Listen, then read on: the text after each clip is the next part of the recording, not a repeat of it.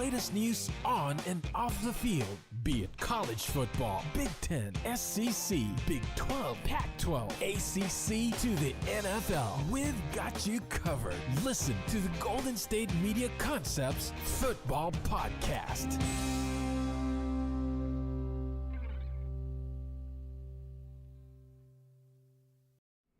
And welcome everybody to another edition of the GSMC Football Podcast, brought to you by the GSMC Sports Network. As always, I'm your host, Kenneth Grunfelder, and it's great to have you guys here on this Thursday, October 3rd. We have a lot to talk about on the show today. Before I get into that, just want to remind you guys, as always, to tip or donate and get your comments recognized. Make sure to go to the Super Chat button in the chat. This will help create a Super Chat of any thought or comment that you may have throughout the live broadcast. I will acknowledge it, and it just makes the show more lively, more entertaining between myself, the host, and you guys, the viewers. We appreciate your guys' viewership each and every day, so any contribution you can make to the show means the world to us as we put out content for you guys each and every day. And also, the other way to help out the show is by going to the link at the bottom of the show segment, gsmcpodcast.net. That is gsmcpodcast.net. So let's get into what we are going to discuss for today. So we're going to start off the show. We are going to talk about the game tonight between the Buccaneers and the Falcons, a big NFC South matchup to kick off Week 5. Then in the second part of the show, we'll talk more about Devontae Adams and the trade rumors. We'll talk about some of the possible destinations for him and how he would fit on those teams. So we'll get into that. Then in the third through fifth parts of the show, we'll go through the remaining games that I didn't get to talk about. We'll talk about the Browns-Raiders game, how that went down. We'll talk about the Jaguars falling to 0-4, losing to the Texans. And then in the final part of the show, we'll talk about the Bears and the Rams game, Bears winning that. So let's get into the first topic, which is previewing tonight's game between the Buccaneers and the Falcons. So last year, these two teams split the season series. Both road teams won. The Falcons won in Tampa, and the Buccaneers later in the year they won in Atlanta. And of course, that made a big difference because the Buccaneers of course ended up winning the division last year. And the first time these two teams met last year, it was a low-scoring game, and Younghoe Koo kicked the game-winning field goal, I believe. And then last year was high-scoring. Baker Mayfield threw a go-ahead touchdown, I believe, to Cade Otton. But it's different now. You got Kirk Cousins as the starting quarterback. And, they're 2-2. Buccaneers are 3-1, and their offense is clicking right now. So, yeah, this is a big game early on. If the Falcons can win this, these two teams would be tied for the division lead. So, yeah, there's there's some, I don't want to say there's a lot on the line tonight because, it's only Week 5. But, whoever wins this game, that could go a long way when it comes to winning the division. So, yeah, Buccaneers, they're coming off of a win against the Eagles, a dominating performance against the Eagles, I'll add, 33-16. And then for the Falcons, they didn't score an offensive touchdown against the Saints, but they still got the win. Younghoe Koo did kick a game-winning field goal in that game. And, yeah, they got a touchdown on special teams. They got a defensive touchdown. And, yeah, Younghoe Koo kicked a bunch of field goals. He went, I wanted to double-check really quick. So he went 4 for 4 on field goals and 2 for 2 on extra points. And, yeah, he made a 58-yarder to win the game against the Saints. And the Saints have now dropped 2 in a row after getting off to a 2-0 start. And, yeah, this is going to be an interesting game. And, Kirk Cousins hasn't been great so far, missing a couple of offensive linemen. You got a backup center now, a backup right tackle. The right tackle is actually not playing bad. But, there's been some concerns with the backup center. There's been a couple of offensive penalties on him. I believe pre-snap. So, they're trying to get on the same page, of course, with Kirk Cousins. But, yeah, that's kind of one concern. And, to go through the rankings of these two teams. So the Bucs, they average 246 passing yards per game, which is 6th in the NFL. Falcons are 17th, averaging 216. Rushing yards per game, Both teams have not run the ball great. And with the Falcons, you would have expected that to be not, well, you wouldn't have expected that because with Bijan Robinson and Tyler Algier, you would think they'd be closer to the top 10. But no, they're 22nd. They're averaging 102.8 rushing yards per game. And the Bucs are averaging 25th, or averaging 96 rushing yards per game, which is 25th. And then points per game, the Bucs are 11th, and the Falcons are 22nd. And then defense, Falcons' defense against the pass has been pretty good. 12th, giving up an average of 198.8 passing yards per game. Buccaneers' defense is 19th, giving up an average of 220.5 passing yards per game. Rushing yards, both teams, the Bucs are 22nd, and the Falcons' defense is 25th. So maybe one of these running games will perform well tonight. I would lean more towards saying the Falcons. Not to say that, I don't like Bucky Irving, I think looks like he's going to be a good player. And Rashad White, is more of that, receiving back. But, I would lean more towards the Falcons running game doing good tonight. But then you could say, well, they're missing a couple of starters on the offensive line, which hurts. And, the Bucs defense was wrecking havoc last week against the Eagles. So that could be the case in this game. And then in terms of points allowed, both defenses, are in the top 15. Falcons' defense is 14th, giving up an average of 21.3 points per game. And the Buccaneers are giving up an average of 19.5 points per game, which is 9th. So, and Baker Mayfield, he's gotten off to a great start. 8 touchdowns and 2 interceptions. After tonight, he will have over 1,000 passing yards. Kirk Cousins, could be the same thing. Right now he's at 864 passing yards. So, both quarterbacks, Baker definitely. Kirk Cousins, who knows? He hasn't been, like I said, he hasn't been great so far. And he's trying to get off to a good start tonight. It has been a struggle. You thought against the Eagles they found something. You get a win here. The good thing is they did get the win against the Saints. So that at least, helps. And that's, again, this is a big game for both teams, like I said. So I think we were experiencing some connection issues. So if, at least for the live stream people, so I apologize for that. But we are back, hopefully.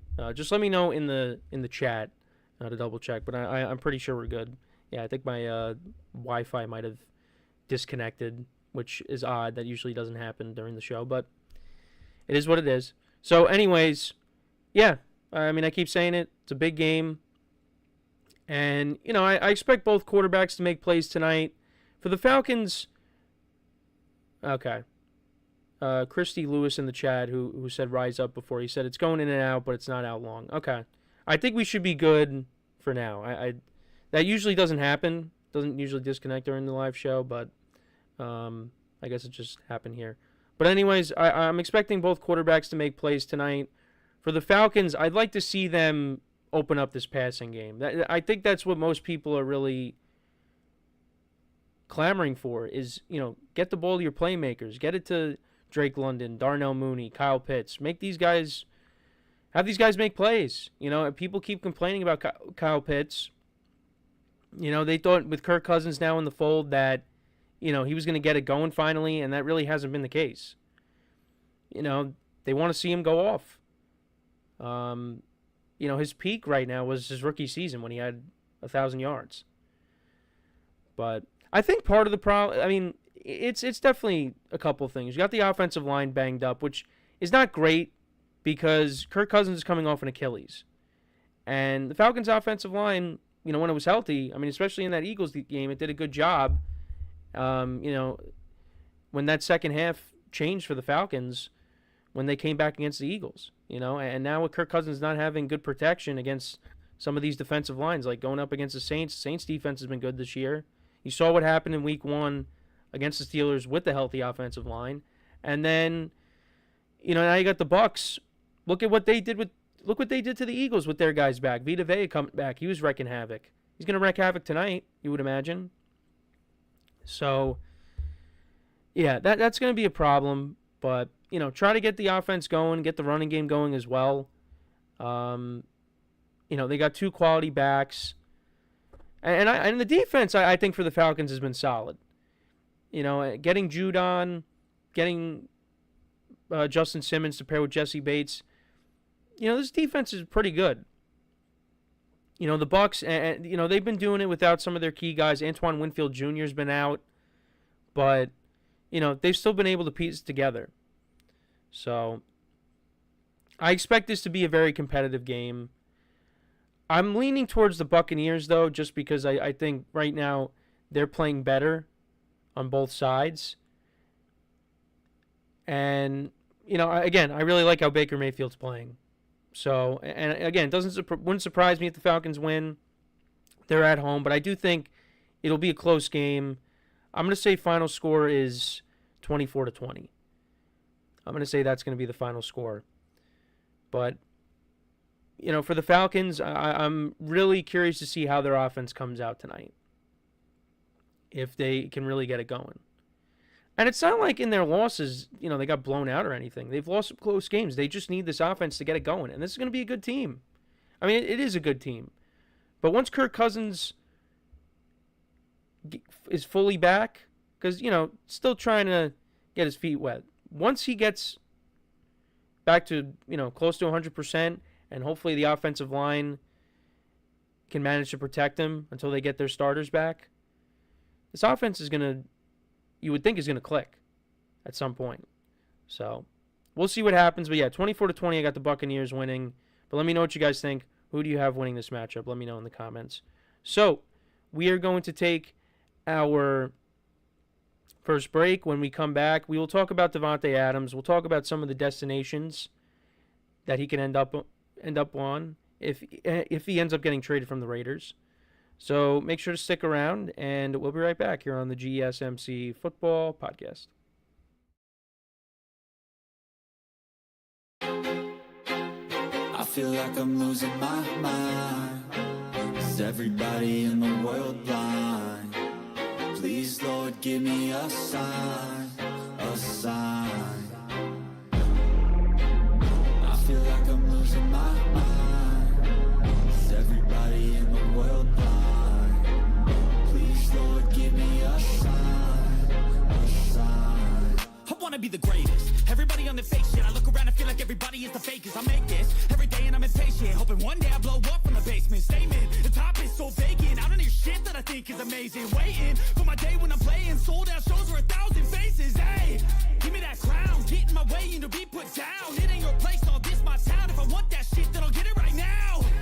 I'm losing it, the noose it fits, some losing shit, a stupid myth. You choose to live or choose to dip, you choose to fight or lose your grip and lose a gift. Oh, I feel like I'm losing my mind. Is everybody in the world blind? Please, Lord, give me a sign, a sign. I feel like I'm losing my mind. Is everybody in the world blind?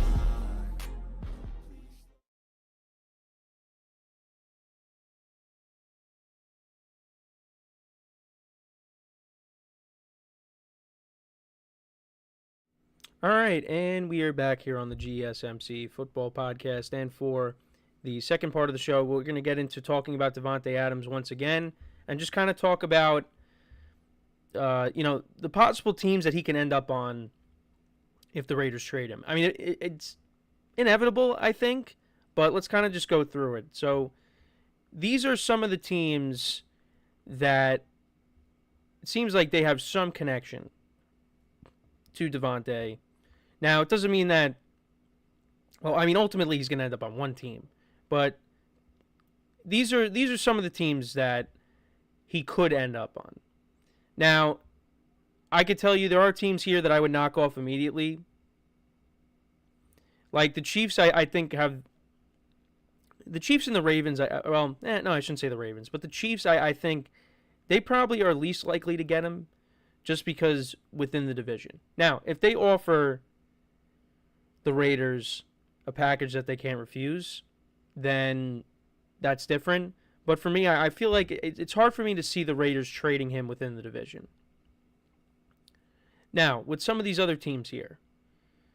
Now, well, actually, let's go back to the Chiefs. If he does go to the Chiefs, I mean, this helps them tremendously. because of what's happened to them the last, 4 weeks. Marquise Brown ruled out for at least the entire regular season. Then you have Rashee Rice getting hurt against the Chargers this past week. They're thin right now. They need all the help they can get. And if they got Davante Adams, to pair him up with Patrick Mahomes, that would be really special. But I don't think that's going to happen. Now, with some of the other teams here, the Commanders is an interesting one. Because you look at what the Commanders have been able to do so far this year. Right now, they are 3-1. And their offense these last couple weeks, now you could say they've gone up against bad defenses, but offense looks really good right now with Jayden Daniels. Jayden Daniels is playing not just at an offensive rookie of the year level, but an MVP level. So you bring Davante Adams in here and pair him up with Terry McLaurin, that would really elevate this offense to new heights.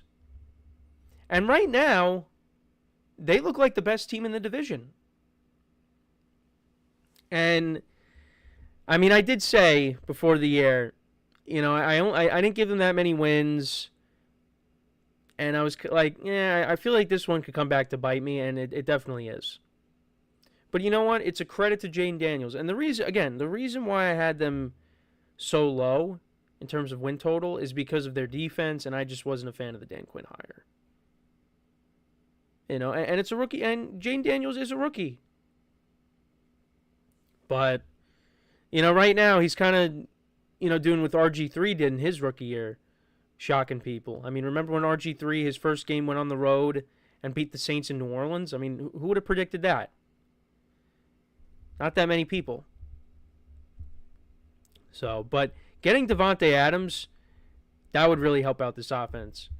And, that would only accelerate the growth of Jayden Daniels. So, and then, some of the other teams here, the Steelers do need another wide receiver. Now, it might not necessarily be Davante Adams. They might go out and try to get somebody else. I know as a Giant fan, there's some rumors that maybe Darius Slayton or Jalen Hyatt could be traded. So, maybe one of those guys ends up getting traded to one of these teams. It seems like the three teams that were kind of ahead of the pack, or at least I think it was on one of Schefter's recent tweets, was the Bills, the Steelers, and the Jets. Now, when it comes to the Steelers, like I said, they do need another wide receiver. Davante Adams will help tremendously. Look at how Justin Fields played this past week. Now, the Colts' defense is not great, but, you bring in Davante Adams to pair with George Pickens, Pat Freiermuth, that running game gets going. And Fields, I think throwing the football, he's been impressive. Some of the throws he made in the Colts game, watching some of the highlights, it was pretty good. And maybe the Steelers did find their guy. As long as he keeps playing like that, they might have their guy. He definitely looks like a different quarterback compared to how it was in Chicago. So we'll see what happens. I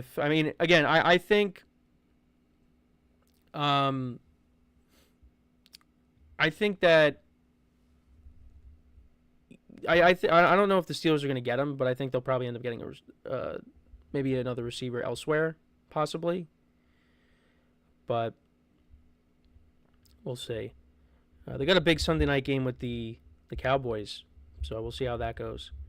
The Ravens, I said that was a team that maybe could use him. You look at their receivers. With the Steelers, you got George Pickens. The Ravens got Zay Flowers, but, they paid Rashad Bateman. They also got Nelson Aguilar. I would like to see them add another receiver. I feel like that is the missing piece with the Ravens right now, is at least another receiver. Because, running the football, they're okay. With Derrick Henry, with Justice Hill. They still don't have Keaton Mitchell, and it's going to take some time before he comes back, because I saw an update with him. It's still going to be a little bit, but you get him back, and you got a three-headed monster coming out of technically a four-headed monster with Lamar Jackson whenever he runs the football too. But they need another pass catcher. And Davante Adams on this Ravens team with Lamar Jackson and Derrick Henry, well, that would be a three-headed monster right there. And then if they can get Mark Andrews going. But, yeah, maybe because of money concerns, I think that might be the reason why the Ravens don't end up getting him. I don't know. We'll have to see. The Bills, right now, they don't have a number one wide receiver. I mean, Josh Allen's kind of spreading the ball around, and I don't think having Davante Adams really would have made a difference in that game on Sunday against the Ravens. It's one of those games that you kind of you deal with. It happens.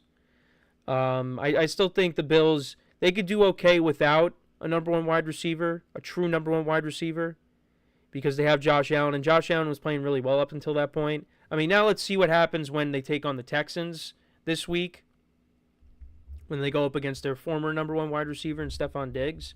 But, yeah, that was, look, that shows you that the Ravens are very good, and, you got to give them credit for that win. The Bills, they're going to bounce back, but that would be a good spot for him. Him and Josh Allen working together, that would be great. But I don't think that's going to happen. So then you got Dallas. Dallas would be interesting because really outside of CeeDee Lamb, Brandon Cooks is hurt, and they really don't have a number 3 wide receiver either. You got Jacob Ferguson, who's a good tight end, but also Dallas really can't run the ball. Dallas, Dallas is a weaker team this year.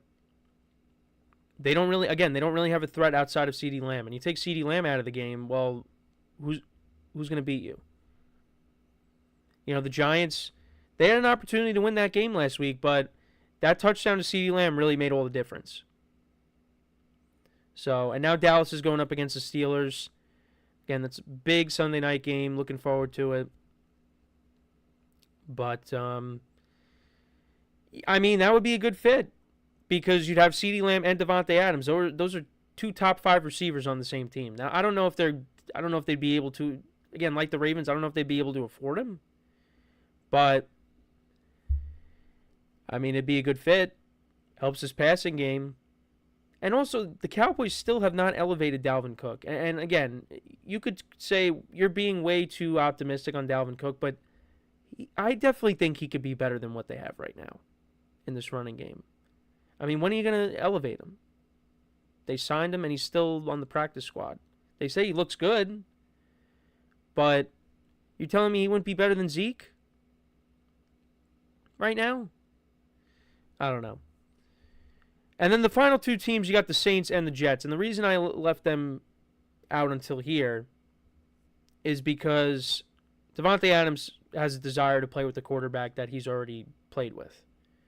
You got Derek Carr with the Saints, Aaron Rodgers with the Jets. Now, it seems like the Jets, they're all in on getting Davante Adams. So I think that's ultimately where he'll end up.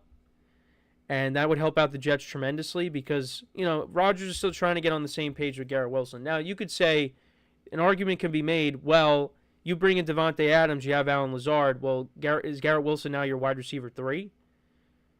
You're trying to get on the same page with him. Now you bring in a receiver that you have a rapport with, along with the receiver that you already have a rapport with in Allen Lazard. Now what happens with Garrett Wilson? I think this helps out Garrett Wilson because then everybody's attention is going to be on Davante Adams, and then Garrett Wilson is, going to be matched up in single coverage, and you take advantage of that. But they got to get on the same page. That play, I think it was the second to last drive of the game against the Broncos. Garrett Wilson doesn't turn around for the ball. He catches that in stride. Jets probably win the game by 2 points. But, well, then again, Zerline's got to make the field goal. He missed, the 50-yarder at the end. But I would love to see Davante Adams, go to the Jets, just because, again, I would like to see Aaron Rodgers and Davante Adams play together at least one more time. But that's just me. If he goes to the Saints, it would be interesting. Again, I think he'd play well because him and Derek Carr did work well together. Even though Derek Carr wasn't great, in the one and only year that him and Davante Adams were teammates in the NFL. But Davante had a really good year in 2022. And it would be interesting what the Saints would give up. Like, would they trade?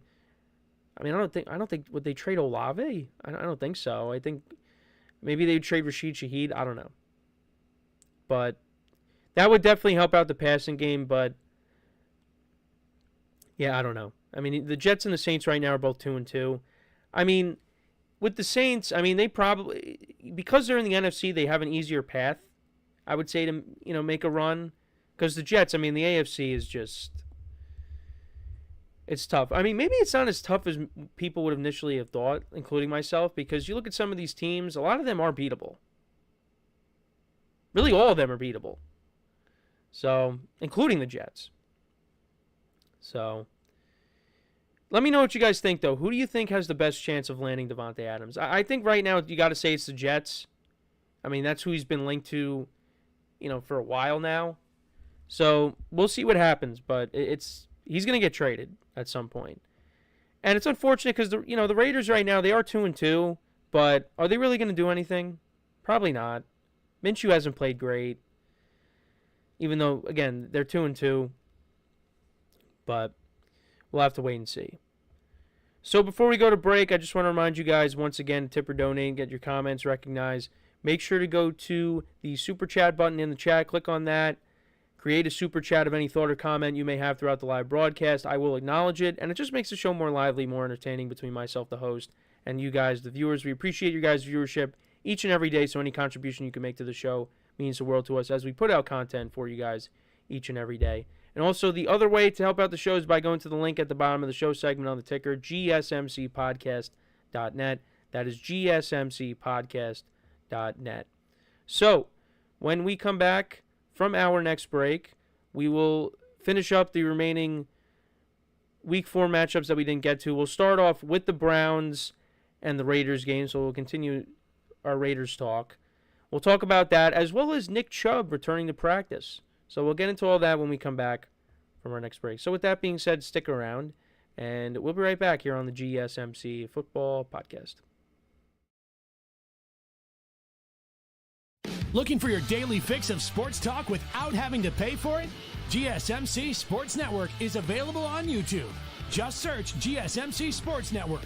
Get your fix of daily sports talk shows on YouTube, absolutely free. NFL, college football, NBA, MLB, MMA, UFC, fantasy football, and so much more. GSMC Sports Network has shows running all day long, with new sports shows starting every 2 hours. Just like on your favorite cable sports channel, except GSMC Sports Network is absolutely free. Just search GSMC Sports Network on YouTube to catch one of your new favorite shows, like the GSMC College Football Podcast, Chip Shot Football Podcast, Hoops and Heels Women's Sports Podcast, GSMC Basketball Podcast, and so many more. Check it out for yourself. GSMC Sports Network, now available on YouTube absolutely free.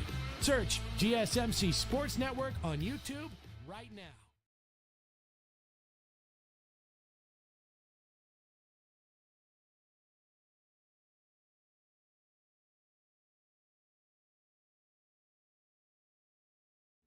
All right, and we are back here on the GSMC Football Podcast. And for the third part of the show, we will now get into talking about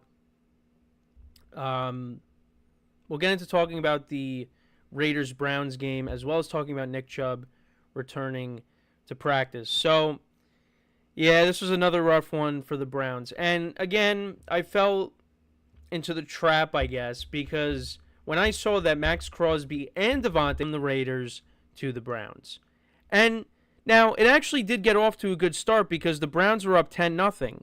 So I was like, okay, this looks like this is going to end up working out. But that was not the case. Because then the Browns, they did score a touchdown, but it was a defensive touchdown. So let's kind of go through it. So the Browns, they went 15 plays, 70 yards, over 9 minutes of time of possession down the field.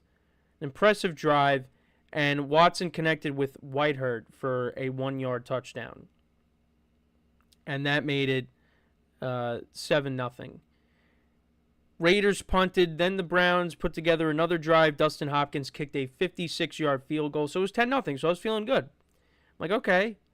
But then the Raiders, they put together an 11-play, 70-yard drive, almost 6 minutes of time possession, and Trey Tucker from 3 yards out scores a touchdown to make it 10-7. Browns punted. Raiders then responded with a 52-yard field goal by Daniel Carlson, so that made it 10-10, and that was the score at the half. Then the Raiders, they opened up with a field goal drive, and Carlson kicked a 34-yard field goal to make it 13-10. And then Deshaun Watson threw a pick on the next drive. He hit Amari Cooper, but I don't know what happened on that play, but it just got batted up in the air. I don't know what happened with Amari Cooper on that play, but somehow the ball just ended up in the air, and it ricocheted off of Amari Cooper and into the air, and the Raiders picked it off, and they turned that into a touchdown.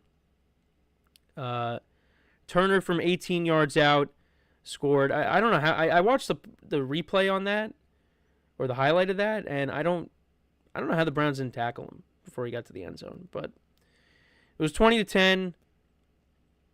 Browns punted, but then the Raiders fumbled. Zamir White fumbled, and it was picked up by Rodney McLeod, and he scored from 25 yards out. So that made it 20-16, and then Dustin Hopkins missed the extra point. Then a lot of punts in the fourth quarter. And then the Browns were driving. They got down to the Raiders 9, 4th and 3. Deshaun Watson is sacked. And that's how the game ends. For the Raiders, something that they were struggling to do so far this year was running the football. They ran the ball for 152 yards. Alexander Madison had 60 yards on the ground. Zamir White had 50 yards on the ground. DJ Turner had an 18-yard run for a touchdown. That was what I just brought. I brought up before. Brock Bowers even had a run in this game for 12 yards. And they had 2 rushing touchdowns, like I said. Jacoby Myers was their leading receiver, was targeted 10 times, 5 receptions for 49 yards. Trey Tucker, 5 for 41. Harrison Bryant, 2 for 21. Brock Bowers, 2 for 19. Like I said, Zamir White had a fumble. Raiders had 3 sacks in this game despite missing Max Crosby. And then for the Browns, again, another lackluster performance by their offense, and more specifically, Deshaun Watson. 24 of 32 for 176 yards, 1 touchdown, 1 interception. Yeah, just still wasn't good. Still wasn't that good. Jerome Ford had 10 carries for 58 yards. Watson had 8 for 32. Their leading receiver was Jerry Jeudy. He had 6 for 72. Amari Cooper had 4 for 35. And he would have had a lot more. Also, the Browns' defense had 2 sacks. I forget which drive it was. Was it the... No, it wasn't the second to last. It was in the fourth quarter. Yeah, here it is. So it was 1st and 10 from the Cleveland 18-yard line. There was about, a little over 10 minutes left in the game. And Watson connects with Amari Cooper, who was wide open for an 82-yard touchdown. Browns probably end up winning the game. Or at least, they're up by 3. Raiders maybe kick a field goal, whatever the case is. But gets called back for holding. That was a killer. That was a killer penalty in this game. So Amari Cooper, he would have went from having only 35 receiving yards to over 100 and a touchdown. And that would have been a huge... If that ended up panning out and the Browns ended up winning, that would have been such at least a huge boost for this team, or some sort of a boost going forward. But that just shows you the kind of season that the Browns are having right now. And you look at Deshaun Watson and his stats so far, 4 touchdowns to 3 picks. He hasn't been great. And, this season is continuing to slowly slip away from this team. You got the Commanders coming up on your schedule. You got the Eagles after that, the Bengals, the Ravens, the Chargers, the Saints, the Steelers twice, the Chiefs, the Bengals, the Dolphins, hopefully with Tua back, the Ravens. You got the Broncos in there as well, and their defense is playing well. Again, this is a team last year that went 11-6 with 5 different starting quarterbacks. You got to do something. And I think ultimately, maybe you got to sit Deshaun Watson down. I keep saying it, but he's not playing great. Now, I don't want to say this loss is all on him, because I feel like you could point to some of the other games, and like the Cowboys game, he was awful. Well, really, the Browns collectively were awful. And you probably put more of the blame on him, but, I mean, they got an 82-yard touchdown with Amari Cooper, and it gets called back for a holding penalty. You know, they miss an extra point.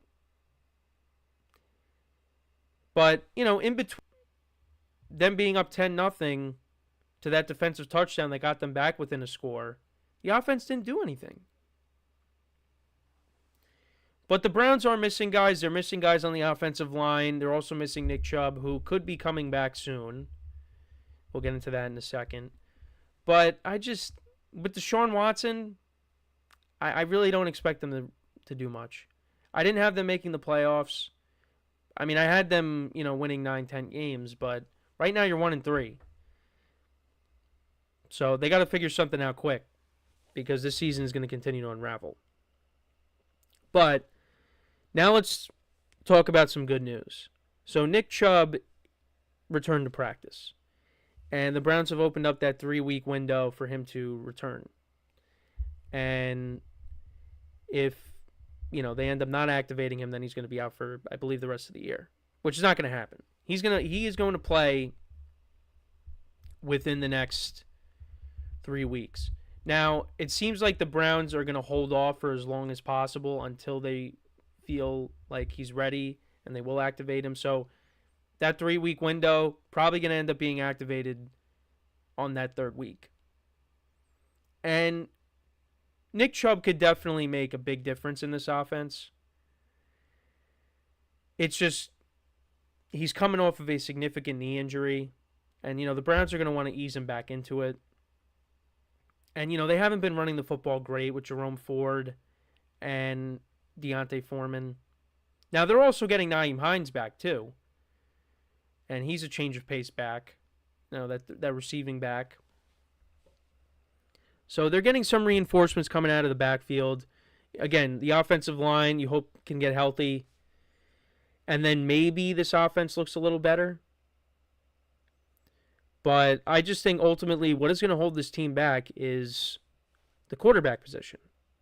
So, but it's great news that Nick Chubb is, getting close to a return. And it's going to take some time. I mean, look, he might not be great this year. They really might ease him back into it. And, maybe like much later in the year, that's when, he gets it going and they give him maybe a little bit more of a workload. Early on, maybe he just, he's going to play, but, it's mostly going to be Jerome Ford and Deontay Foreman, I guess, taking away, most of the workload from him. Because, again, you want to ease him back into it. That was a gruesome knee injury.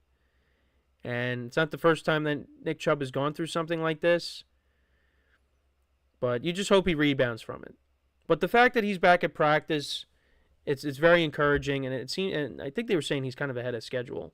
So maybe he's back earlier than that 3rd week. We'll see. But no, it's really, really encouraging just to see Nick Chubb back. So, but the Browns need all the help they can get right now, because this season, like I said, is quickly unraveling. And again, they let Joe Flacco walk. I mean, look, how would Joe Flacco have been over the course of a full season? Probably would not be great. But at least to be the backup, I think the Browns kind of made a mistake letting him walk.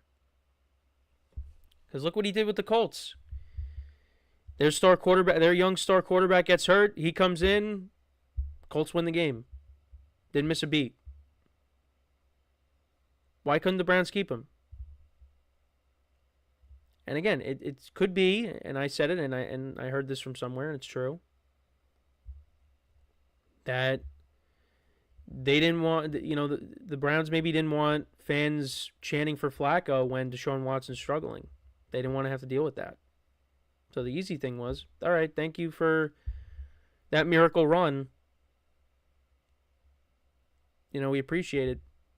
And he ended up going elsewhere. Colts made a wise decision bringing him in. Because if he has to play this week, and we'll see what happens with that game against Jacksonville. Because they might be without Jonathan Taylor now. But, yeah, it really does make you wonder. But then again, never should have let go of Baker Mayfield. Never should have let him go. Shouldn't have done it. But that's what they decided to do. So, yeah, Browns continue to struggle. They dropped to 1-3 on the season, and I forgot to put up the scoring graphic. But yeah, they dropped to 1-3 on the season. Raiders improved to 2-2.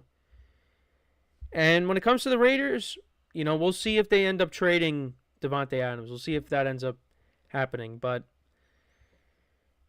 I mean, probably will happen, but who is it going to be that ends up getting him? And also Amari Cooper for the Browns. Is he going to end up getting traded? We'll have to wait and see. But at least some positive news on the Browns front with Nick Chubb coming back, but Browns got to start winning some football games. So, and their next opportunity is against the Commanders, which they're one of the hottest teams in the NFL. So that is going to be a tough game for the Browns and their defense. They're going to have their hands full. So when we come back from our next break, we will talk about the Jaguars now.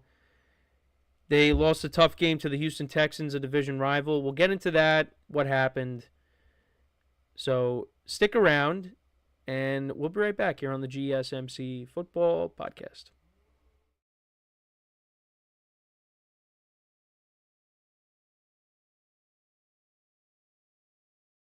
For the best and latest podcasts available anywhere, go to the podcast app on your cell phone and type in GSMC to access free content-rich podcasts on health and wellness, book reviews, sports, entertainment, relationships, social media, movies, technology, finance, and even weird news. Subscribe and download the GSMC Podcast Network's family of shows, available everywhere podcasts are found.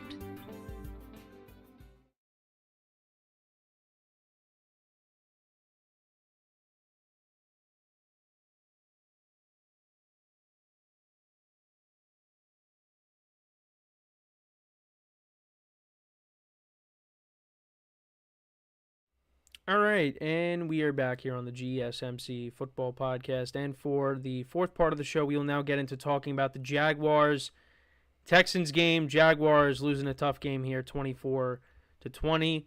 And we also have Anthony Manzano in the chat, a show regular. He says, what's your opinions on that interview that Deion Sanders did with Shannon Sharp and Chad Johnson on their podcast, saying that the only team he would want his son to be drafted by was the Dolphins? I did not actually get a chance to see that, so I'll have to.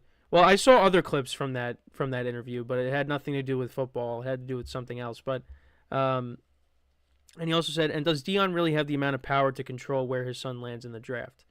Well, I mean, look at what happened with Eli Manning when he was drafted, by the Chargers. They didn't want him getting drafted by them, and they ended up doing a swap with him and Phillip Rivers. It was Archie Manning did not want Eli to get drafted by the Chargers either. And, well, I don't really know if it was really Eli per se. I think it was more of his dad. But yeah, they kind of forced Eli out of being the Chargers quarterback, and they did that swap with the Giants to get Eli, and Phillip Rivers ended up going to the Chargers. So, I mean, Deion's probably got some power there. And the other thing, too, is, I mean, we still got to see if the Dolphins are going to, what the Dolphins are going to end up doing. Because Tua's probably coming back. And we did have this discussion in our production meeting, and I'll probably hold off on this until next week. But if you're the Dolphins and you have a top 3 pick, are you taking a quarterback there? Even with Tua, after just paying him.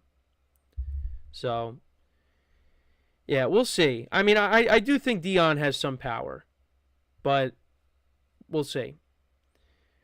Anyways, let's get to this game now. So the Jaguars and the Texans. The Jaguars, right now, they are the only winless team in the NFL. And I don't think many people would have thought that would be the case up until this point. I think there were some other teams that you could probably point to and say, yeah, that team would be winless at this point. But they are the only winless team in the NFL, and I made sure to double check. And they are. And they actually did play probably their best game of the season. Even though, some of the stats in this game may not tell you that. Like, Trevor Lawrence only threw for 169 yards and 2 touchdowns. He went 18 of 33. But the Jags did run the football well. Tank Bigsby had 90 yards on the ground.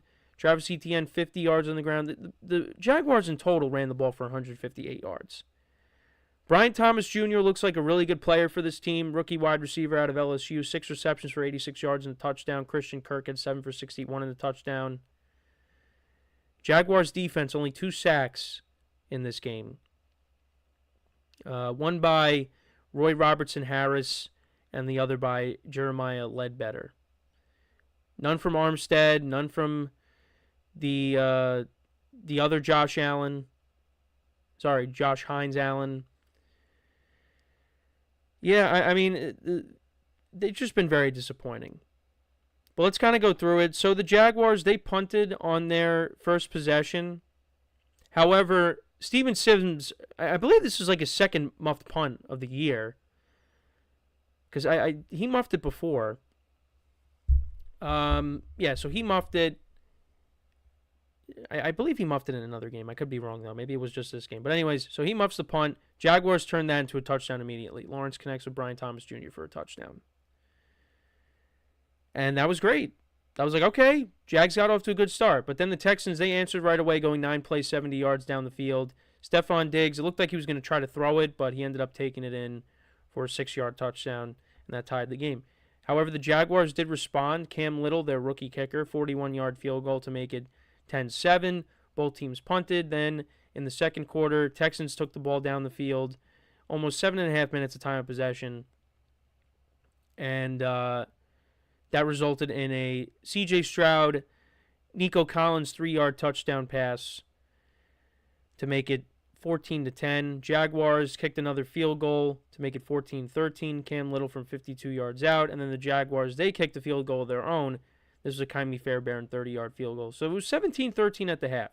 So the Jaguars still in striking distance of this game. Then to open up the second half, both teams exchanged punts. Then the Jaguars, they took the ball, went 7 plays, 74 yards, 4 minutes of time of possession. 32-yard pass play by Trevor Lawrence connecting with Brian Thomas Jr. And then later in that drive from the Houston 8, Trevor Lawrence connects with Christian Kirk for an 8-yard touchdown to make it 20-17. But the Jaguars, they were not able to put the Texans away in this game. So they turned it over on downs. It was 4th and goal at the Houston 1-yard line. And Trevor Lawrence was not able to score. They stuffed him. And, I mean, I get it. I get the aggressiveness, but, maybe you go for the points there. I mean, they were up, they were up 20-17. You can make it, a touchdown game. I mean, I know the Texans, if they score a touchdown, which they ultimately did, they'd be up by a point, but I don't know. I feel like maybe you take the points there. But I could be wrong. That's an argument that you could, make the argument for both sides. But I don't know. The way things have been going for the Jaguars, put yourself up by a touchdown. But, what the defense, doing a good job. I mean, the Texans were punting, and then it was really that last possession of the game, and there was 18 seconds left. The Texans went 9 plays, 69 yards, 2.5 minutes of time of possession down the field. And Stroud connected with Dare Ungabuwale, one of the running backs. I mean, they're already down Joe Mixon and Dameon Pierce. He scored a touchdown on 2nd and goal from 1 yard out. And the Texans ultimately ended up winning. Tough loss for the Jaguars. I mean, again, this was probably the best game that they've played so far this year. And they still ended up losing. Texans improved to 3-1. C.J. Stroud went 27-40, 345 yards, 2 touchdowns, no interceptions. Texans ran the ball for 101 yards. Cam Akers, 53 yards on the ground. We'll see if they end up getting Joe Mixon back this week. That would be huge for this team. Nico Collins has gotten off to a great start. On the year, he has 30 receptions for 489 yards and 2 touchdowns. In this game, he was targeted 15 times, 12 receptions for 151 yards and a touchdown. Stephon Diggs, 9 targets, 5 receptions for 69 yards. Ungambuwale had 4 receptions for 47 yards and a touchdown. Dalton Schultz had 3 for 34. Steven Sims, a fumble in this game, and that they're fortunate that they won that game because that could have made a big difference.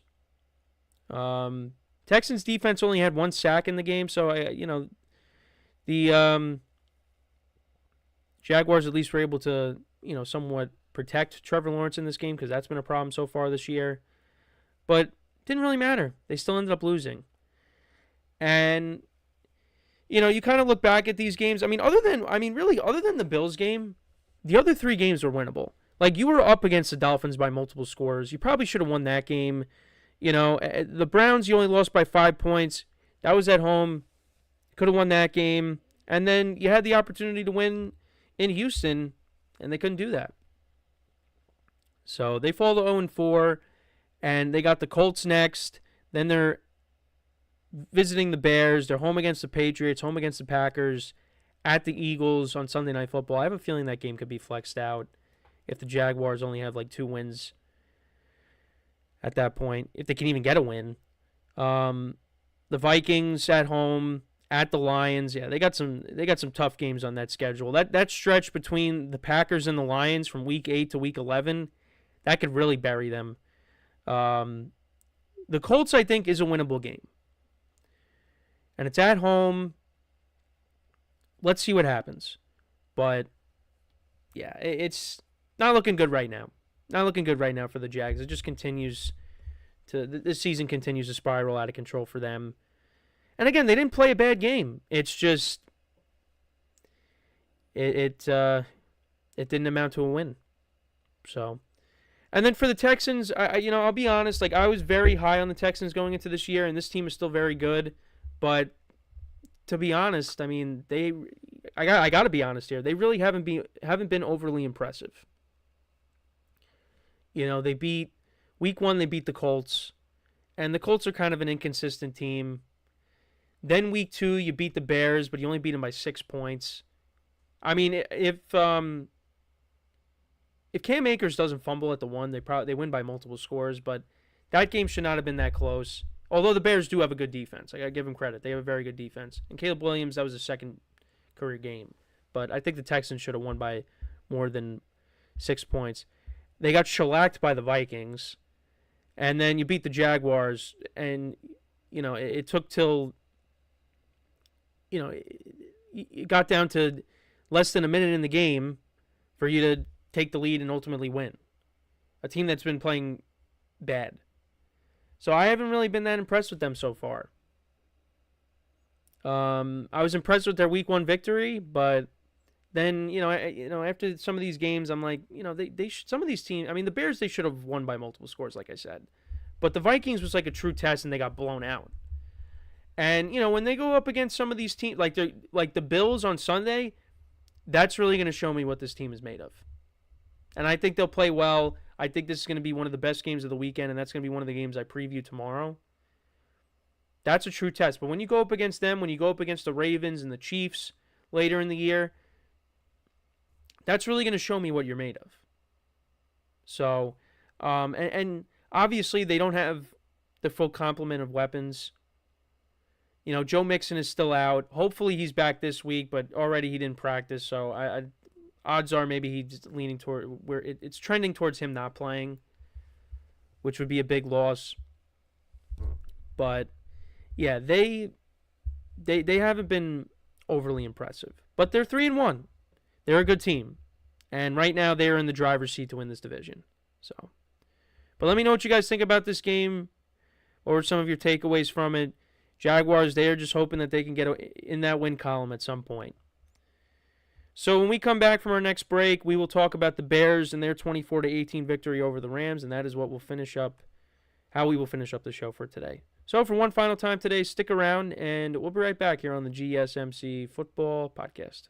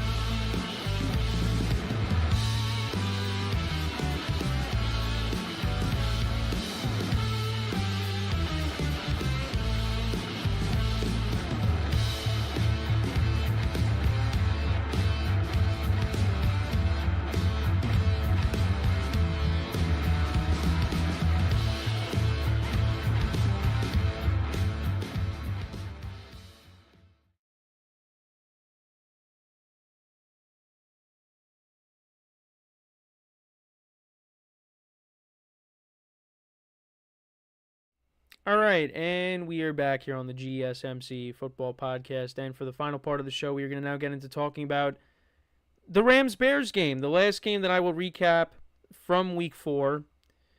And let's kind of get into it. So the Bears, they ended up getting the win. They improved to 2-2 on the season. The Rams, they dropped to 1-3. Caleb Williams, after throwing, for a career best so far, 357 passing yards, I think is what it was. 363 passing yards. Only had 157 passing yards in the game. However, the Bears did run the football well in this game. DeAndre Swift had a good game. They had a couple of rushing touchdowns between him and Roschon Johnson, so that's encouraging. But, again, this offense is still trying to find itself. But they're 2-2. So, it's better than being 0-4 like the Jags, and the season's already looking like it'd be over. But the Bears are 2-2. So this is how the game started off. So you had a punt to start off the game by the Bears. Rams on their first drive went 13 plays, 68 yards. And Cardi from 46 yards out kicked a field goal to make it 3-0. Then the Bears punted once again. And the Rams, with the help of some penalties, went down the field. Stafford got picked off, but that ended up getting reversed, and it was a incompletion, and that led to Cardi kicking another field goal to make it 6-0. Then Bears punted, Rams did fumble, Stafford ended up getting sacked, lost the ball, and the Bears cashed in. They scored a touchdown, and it was a Roschon Johnson 1-yard touchdown to make it 7-6. However, Cardi missed a field goal, and this was from 43 yards out. And then for the Bears, on their drive, they scored they got a field goal. Cairo Santos from 40 yards out was set up by a 27-yard pass play from Caleb Williams to DeAndre Swift. Got hit on the play, but he was able to dump it off to Swift, and he took it for, like I said, for 27 yards. The Bears were up 10-6 at the half. Rams then opened it up with the field goal drive. Cardi from 25 yards out. So that made it 10-9 Rams, or 10-9 Bears. Then the Bears, 12 plays, 74 yards, 6 minutes, 13 seconds of time of possession down the field. And Caleb Williams, this was a nice play. Hits DJ Moore in the back of the end zone for a 9-yard touchdown on 3rd and 5. So that made it 17-9. And then the Rams did respond. Stafford connected with Tutu Atwell for 25 yards. Kyron Williams had a 14-yard run. And then Kyron Williams from 3 yards out scores to make it 17-15. The Rams did not cash in on the 2-point conversion. Then on the Bears' next drive, DeAndre Swift, a 36-yard rushing touchdown to make it 24-15. The Rams did kick a field goal on their next drive to answer. Cardi from 52 yards out to make it 24-18, but that ended up being it. Stafford ended up throwing a pick at the end to Brisker, and that's all she wrote. Matthew Stafford went 20 of 29 for 224 yards, no touchdowns, 1 interception. Kyron Williams, 19 carries for 94 yards and a touchdown. At least the Rams still have him, with all the guys out. Tutu Atwell had 4 for 82. Jordan Whittington had 6 for 62. Demarcus Robinson, 2 for 37. Stafford also had a fumble loss in this game. 3 sacks by the Rams defense. And then, like I said, I went over Caleb Williams' stats. DeAndre Swift had a good game. Was also the Bears' leading receiver as well, 72 yards receiving. Cole Kmet, 34 yards receiving. DJ Moore, 22 yards. Keenan Allen, 19, and Rome Odunze, 10. So, yeah, like I said, the Bears' offense, they're still looking to find it. But, one of the things is the offensive line. The offensive line, has been an issue. However, the fact that the Bears were able to run the ball effectively, that's encouraging because that's something that they really have failed to do. And Roschon Johnson, he was going to get more opportunities this week. And I guess DeAndre Swift, didn't like that. And, look at what he was able to do. If this Bears offense gets it going, this offense can be really good. You want to see Keenan Allen and Rome Odunze. Rome Odunze had a good game last week. DJ Moore looks like, him and Caleb Williams are slowly working towards building that rapport. Keenan Allen's kind of missed the last couple games, so obviously, they're going to get him going at some point. But this Bears team has a lot of talent, and if they could get it going here, they could definitely make it as a wild card. But, you'd like to see Caleb Williams, put up better numbers. Last week, again, had a ton of passing yards, but had a couple of interceptions. This week, again, not a ton of yards, but you know what? They got the win. It was good enough to get the win. They ran the football. So the Bears are going to have to try, I guess, every week it's something different, Week 1, it was their defense and their special teams. And then this game was their running game. So, if a couple of plays go their way, again, like if DJ Moore ends up scoring that touchdown on the Hail Mary instead of getting tackled at the 1, Bears are 3-1 right now. And again, they only lost to the Texans by 6 points.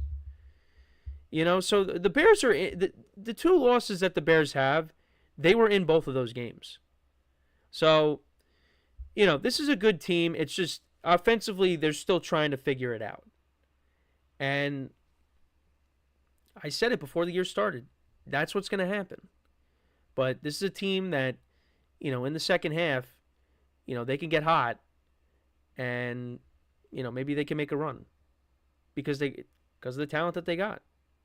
So, and then for the Rams, you just kind of feel bad with what's going on with them with, all the injuries that they're suffering right now. They had that big win against the 49ers, but now they kind of, are back in the same spot, losing this game. And they had a chance to win. They definitely had a chance to win. But, and it's a lot of, obviously Stafford hit a couple of, had a couple of big plays in this game, but, a lot of it's getting the ball out quickly because, you're so banged up on the offensive line. There's no Cooper Kupp. There's no Puka Nacua. It's just they're kind of limited at what they can do right now. So they take on the Packers this week. That's going to be a tough game. And then for the Bears, they take on the Panthers at home. So the Bears could maybe, get that win and go, and they're 3-2. So, but yeah, the Rams, they got to get healthy. And maybe, if they could somehow pull off an upset, you're 2-3 going to the bye, you at least get Cooper Kupp back hopefully after the bye, because maybe that's what the Rams are, maybe that's what's going to end up happening. I don't know. We'll have to see, because they didn't put Cooper Kupp on IR. You at least get him back. That helps. And then, hopefully, they get healthier on the offensive line, and you get Puka Nacua back, who's going to miss at least another month. So, and maybe the Rams are a team that makes a run in the second half like they did last year. So, we'll see. But, yeah, with the Bears, look, both wins that they have were not great, but you know what? They're wins, and you'll take it. You're 2-2, and hopefully this offense hits its stride at some point, because when it does, it's going to be a lot of fun to watch. So, but let me know what you guys think about this game. What were some of your takeaways from it? Let me know in the comments. So, got the game tonight, of course, between the Falcons and the Buccaneers. That gets us started in Week 5.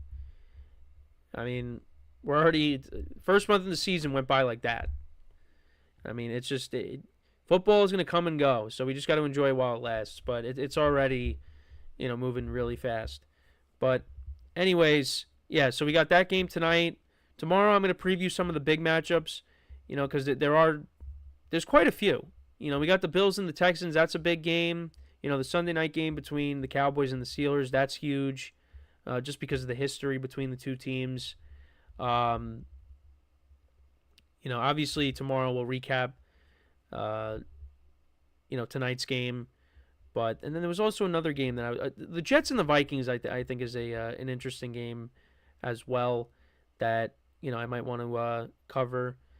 And then I guess, in the final part of the show, if I end up doing that, it's just going to be me going through the big college football matchups as well as, the rest of the games in the NFL. So that's kind of my plan. I think tomorrow is preview the big matchups in the NFL, and then we'll obviously recap the game from tonight tomorrow, and then preview the rest of the games between college football and the NFL. So yeah, no, it's another jam-packed weekend. Again, we got a game tonight. Also, baseball playoffs are underway. The wild card series is almost over. There's one more series that has to be determined, and that is between the Mets and the Brewers. So I'll be locked into that because the other games, the other series ended in sweeps. So, yeah, we'll see what happens. And then, the NBA is going to be starting soon. NHL preseason is underway. So, before we know it, we're going to get to that the day of the sports equinox when all 4 sports are being played at the same time. So, regular season. But yeah, so it's gonna be interesting. And then soon after that, college basketball is gonna start. So yeah, a lot of things coming up within the next month.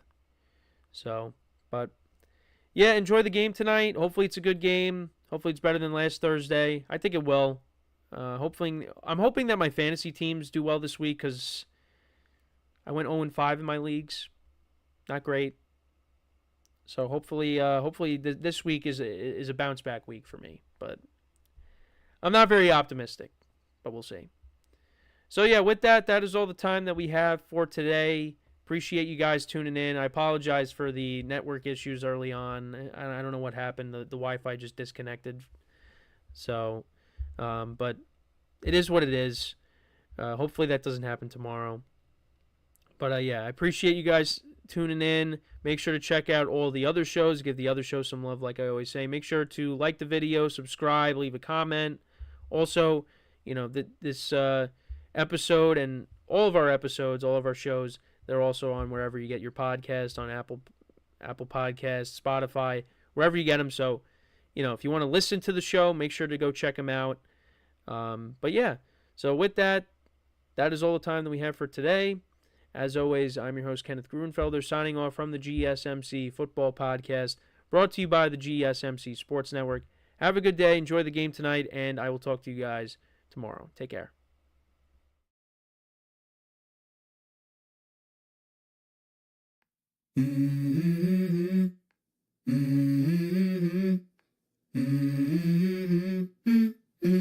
Let's go. I wake up to a little bit of drool on my pillow, feel like it's gonna be a bad day. Yeah, I'm tired of shit, and the coffee ain't hit yet, damn, ain't that great. I don't wanna go